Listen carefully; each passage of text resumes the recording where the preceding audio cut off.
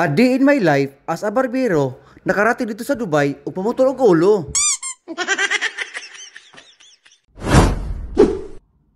For today's video guys, panibagong araw, panibagong buhay, OFW life dito sa Dubai. As a barbero, kailangan tayo gumising guys kasi magjo-duty na tayo. Ganito talaga ang daily routine sa mga taong namamasukan. OFW man or nandyan ka sa Pinas na namamasukan, sa ayaw mo man o sa hindi, kailangan mong gumising para lumaban para sa pamilya mo na umaasa sa'yo. Sa mga OFW dyan, nakatulad ko, tuloy ang laban mga mga guys. So ngayon guys, lalabas na kami ni Mrs. sa plot ng tinitirahan namin. Kasama ko din yung bisikleta kong mabait guys. Kaya kong ipaglaban. Hindi nagtagal guys. Dumating na ako sa shop ng pinapasukan ko guys. Actually guys, hindi man masyadong malayo ang bahay ko sa shop ng pinapasukan ko guys. So ngayon guys, itali ko muna yung bahay ko dito. Baka gagala pa ito guys kung hindi ko itali. Mahirap na guys. Actually guys, ako lang isa mag-open sa shop ngayon. Kasi yung partner ko sa schedule namin, nag-day off siya ngayon. Yung mga panghapon guys, alas 2 pa to sila mag-duty. Kaya solo flight na ngayon guys. Welcome sa aming maliit na salon guys. Pero kahit maliit guys, kasali kami sa top 10 nga pinakamalinis na salon dito sa Sharjah, UAE guys. Kaya binabalik-balikan kami sa mga ibang lahi dito. At saka number 2 kami guys sa area namin. Mga good comments sa Google review. Kahit i-search pa ninyo guys. Legacy Gen Salon, Jamal Abdul Nasser, Sharjah, UAE. Tad-tad kami sa mga good comments. Tsaka 5-star mga guys. Marami tayong pangalan doon, naka-mention doon sa comment section mga guys. So ngayon guys, buksan na natin yung ilaw. Tsaka magwalis tayo sa labas guys. Kasi maraming mga buhangin guys. Actually guys, sa loob ng salon, malinis na yan. Kasi yung panghapon kagabi, naglilinis sila lahat bago sila umalis. Kaya ngayon, dito na lang tayo sa labas magwalis. Kasi kada bukas namin guys, every morning, ang daming buhangin. Siguro dala sa hangin. Alam mo na guys, dito sa Dubai, desierto to. So hindi maubos ang buhangin guys. So kung nakaabot kayo ito nga video guys, paki-like na lang. Paki-comment kung taga saan ka guys para malaman ko din ba kung saan umabot yung video ko guys. Nagustuhan mo yung video ko guys, paki-subscribe lang din sa channel natin para updated ka ba kung mayroon kong mga video na i-upload soon. So ngayon wala pang customer, paupo-upo muna lang tayo habang naghihintay ng customer guys. Yan ang kagandahan sa magtatrabaho ng salon guys. Kapag walang customer ay paharay-haray muna tayo. Maswerte kami dito guys kasi yung amo namin hindi kami binawalan ng cellphone. Kapag walang customer ay pa-Facebook lang, pa-YouTube lang, what to do para hindi maiinip. Sa cellphone tayo kumakapit guys. Actually guys, basta morning, wala pa masyadong customer guys. Lalo na ngayon, matag-init na. So ang customer dito guys, mamayang hapon at saka gabi. Kapag weekend guys, marami sa umaga, mga Pinoy guys. Actually guys, sa dito na street,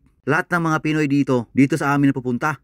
So ngayon guys, mag-break na ako guys. Kasi dumating na yung panghapon. Tapos ngayon guys, isusuotan natin yung costume natin. Naka-gloves tayo, naka-jacket tayo, naka-bonnet tayo. Kasi sobrang init guys. Tapos nagbabike pa tayo. Kailangan talaga tayo mag-ganitong style guys. Para hindi tayo sunog ba.